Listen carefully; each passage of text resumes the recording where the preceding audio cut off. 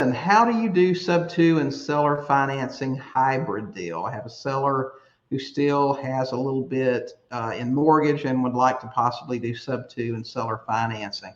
Well, that really depends. It depends on what the seller needs. We've bought houses from people before that insisted on they had equity. They had 10 or 20,000 or whatever in equity.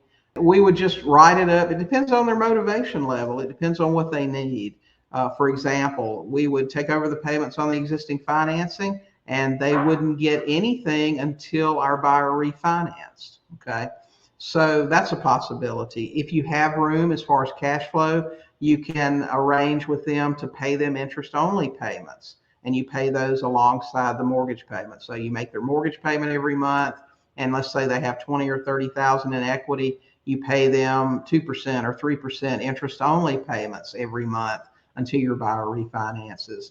If there's enough cash flow to allow for it, you can get them to amortize their equity over a certain period of time, and you can make amortized payments to them. So you can structure it a lot of different ways. It just really depends on how much room you have to do that, how flexible the seller is, but you can do it a ton of different ways. So not very specific, but the point is there are a ton of different ways that you can do that. It's really going to depend on your seller, what they need, and their flexibility.